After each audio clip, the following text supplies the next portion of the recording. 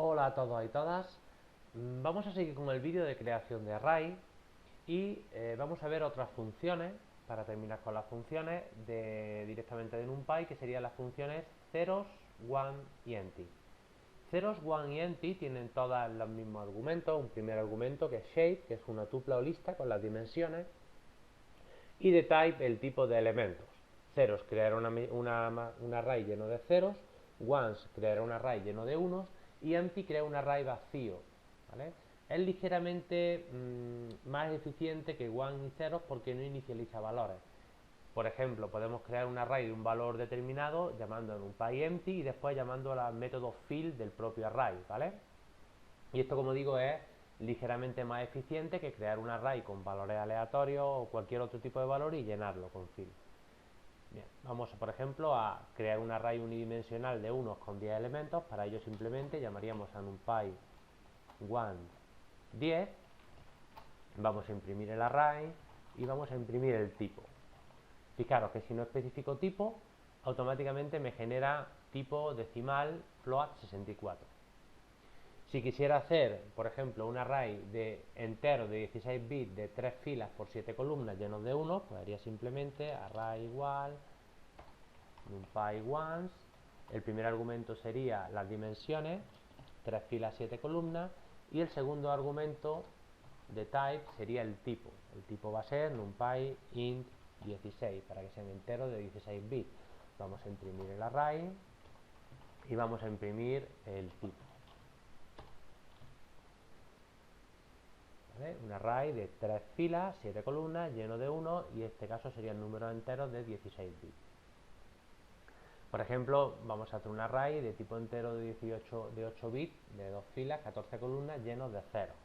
Para ello haremos array igual numpy ceros, primer argumento una tupla, 2 filas, 17 columnas, y el tipo igual numpy int 8.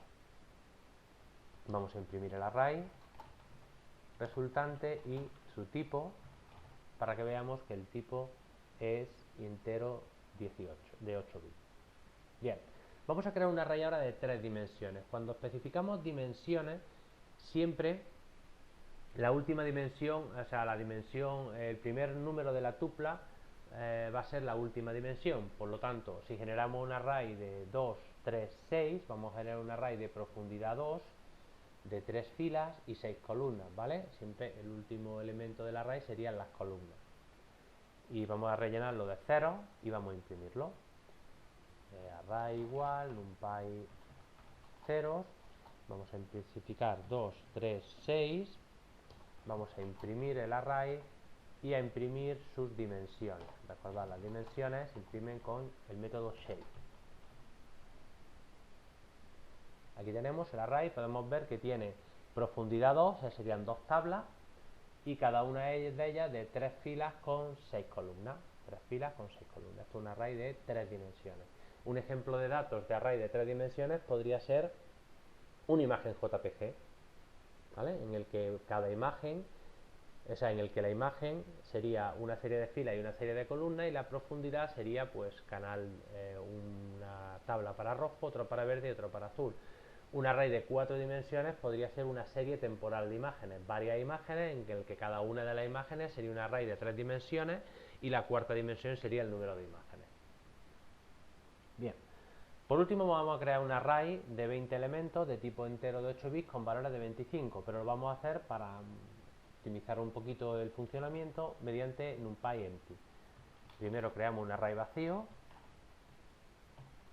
que tenga dimensión 20 elementos y de type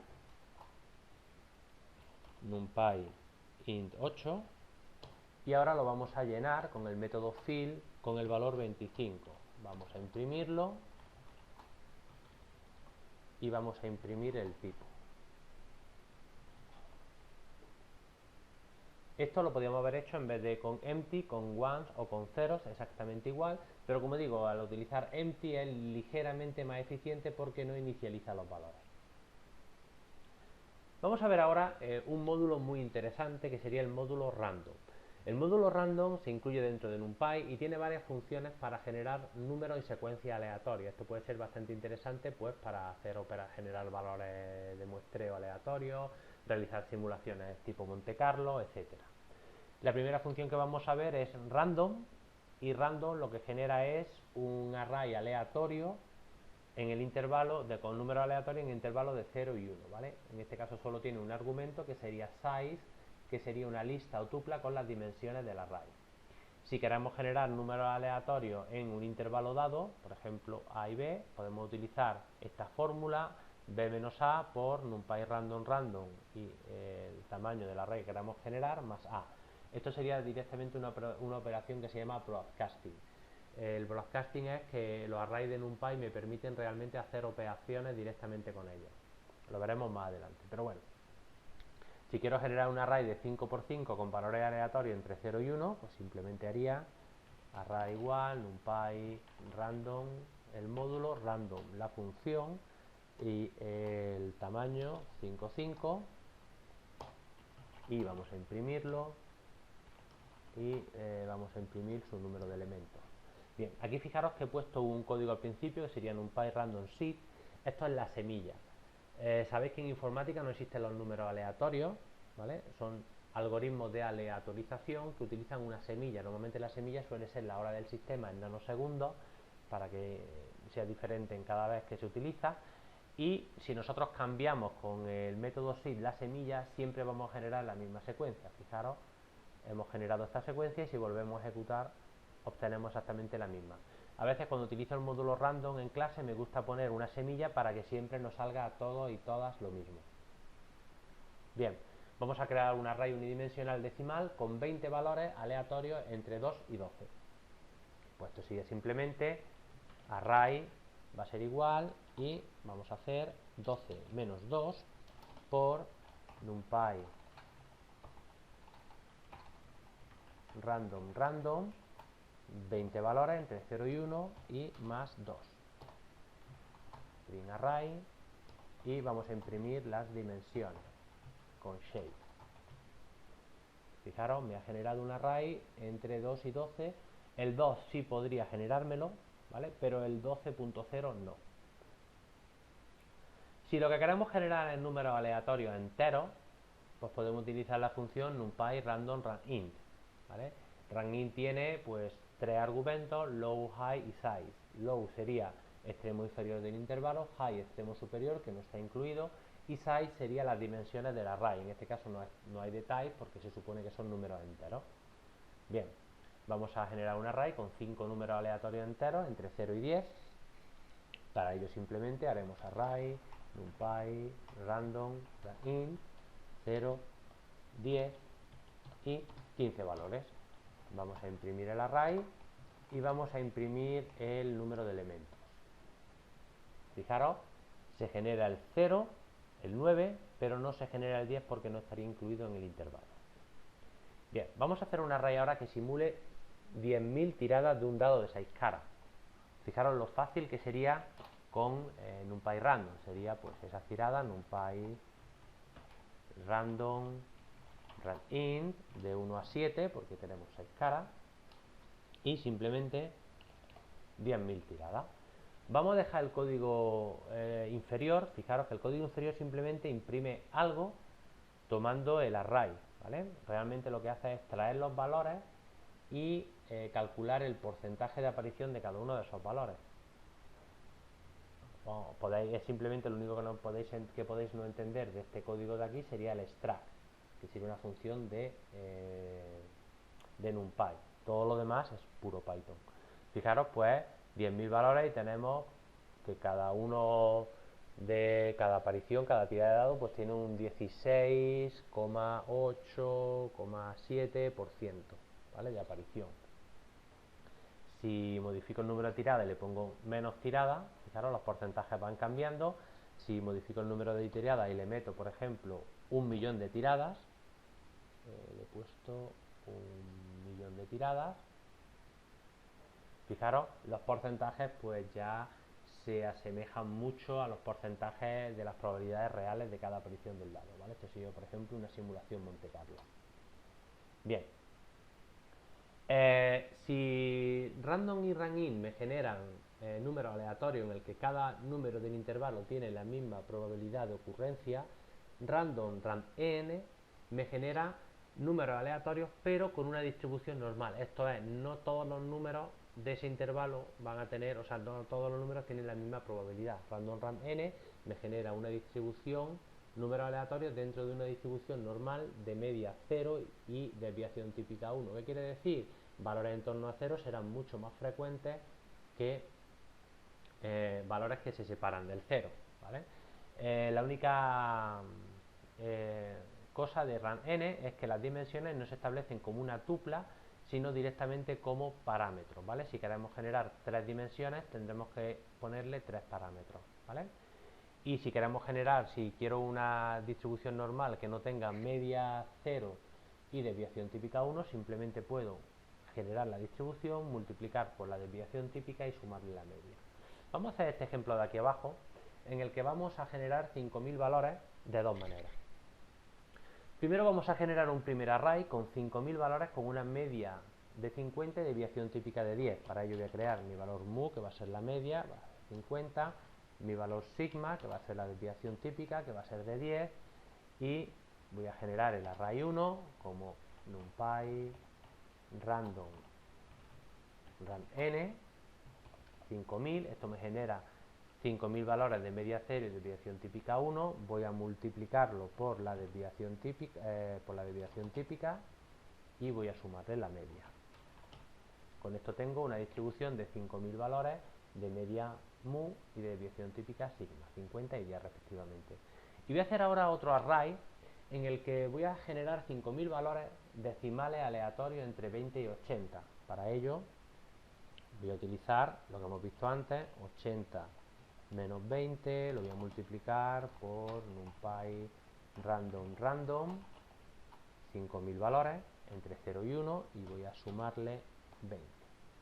Bien, el código primero, el array 1, va a tener una distribución normal, aunque los valores sean aleatorios, y el array 2 va a tener una distribución uniforme, cada valor va a tener las mismas probabilidades de ser elegido.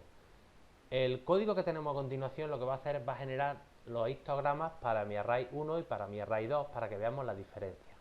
Fijaros, mientras que el array 1 sigue una distribución normal con media 50 y desviación típica 9.9, el array 2 tiene una media también de 50, pero fijaros, todos los valores tienen la misma probabilidad de ser escogidos, por lo tanto la distribución es uniforme, no es normal. Otro función importante o interesante del módulo random sería la función choice. La función choice lo que hace es extraer una muestra aleatoria a partir de un array, ¿vale? Tiene 4 argumentos, el array de entrada, el tamaño o las dimensiones de la muestra elegida, replace, que dice que si se puede sacar el mismo valor más de una vez o no, y P, que sería una matriz, un array de probabilidades. Tiene que tener las mismas dimensiones que A y sus valores tienen que sumar 1. Bien, vamos por ejemplo a ver un ejemplo simple. Vamos a generar un bingo y vamos a simular una tirada de 25 bolas de ese bingo. Mi bingo voy a generar la variable bolas, que sería numpy arranque 1,91 y genero 90 bolas. Y ahora voy a simular una tirada de 25 bolas, que saco 25 bolas del bingo. Para ello va a ser numpy random choice y quiero sacar del array bolas, quiero sacar 25 bolas y lógicamente con el replace false, porque no quiero sacar la misma bola dos veces. Voy a imprimir la tirada, ¿vale? Voy a poner una semilla para que nos salga a todos lo mismo. 1, 2, 3, 4, 5 y fijaros, acabo de sacar 25 bolas de mi bingo.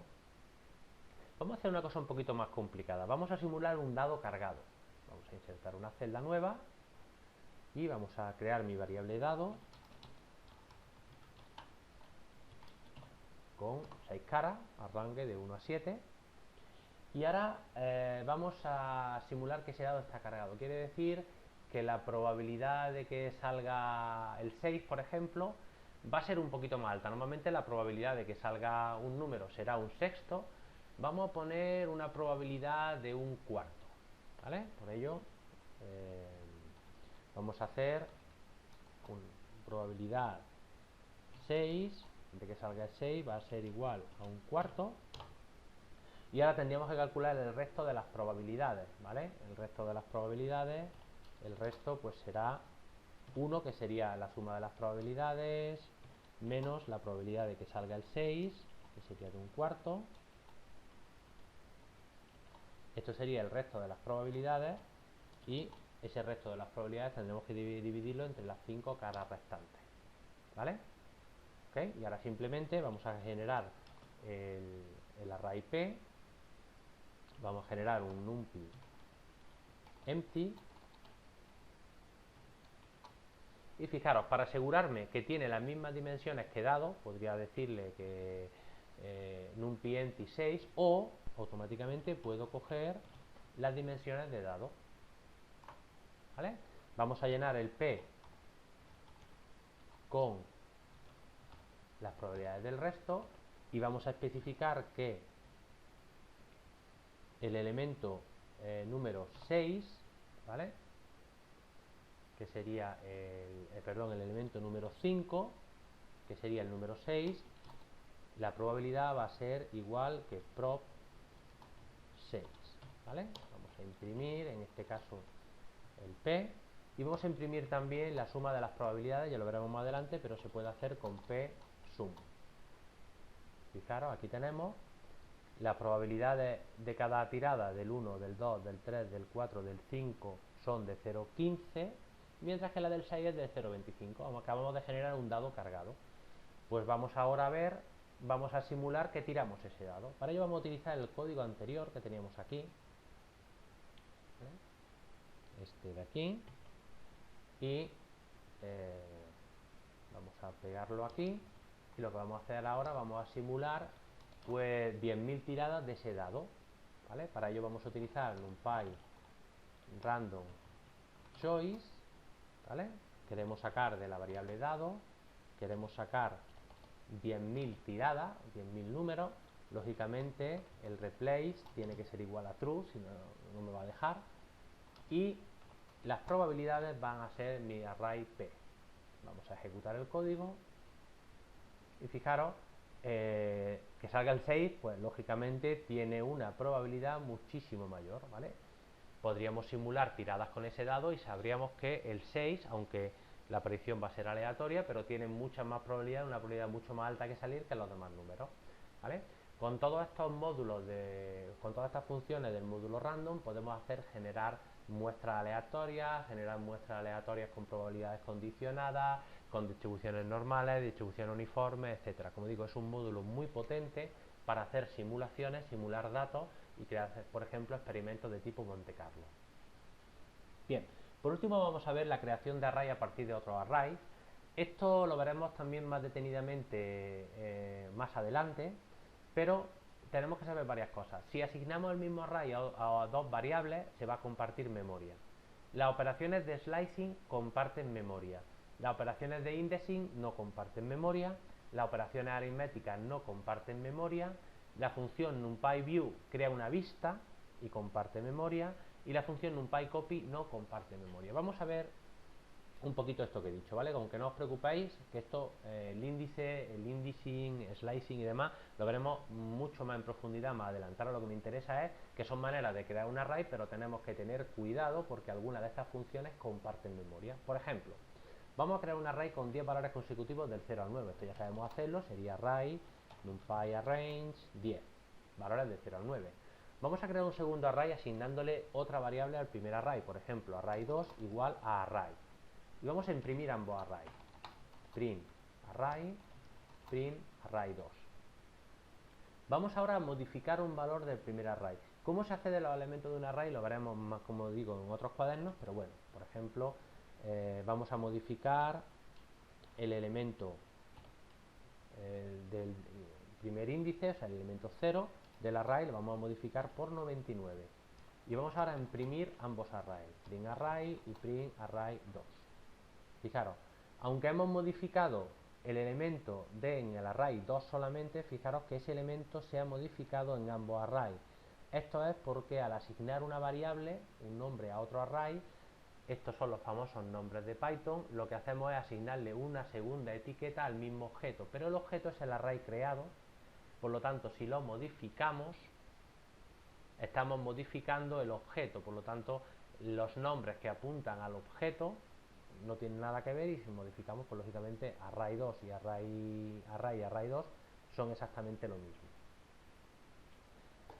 Con las operaciones de slicing pasa exactamente lo mismo. Por ejemplo, vamos a crear un array de 10 valores entre 0 y 100. Array, numpy, arrange, 0, 100 y el step 10, ¿vale? Aquí tenemos el array.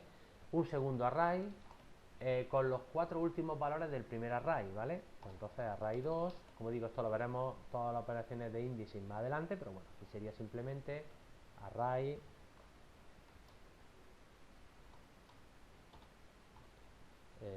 menos 4 tal, serían los dos últimos valores. Vamos a imprimir ambos arrays para verlo, print array y print array 2, aquí tenemos de 0 a 100 y los 4 últimos valores.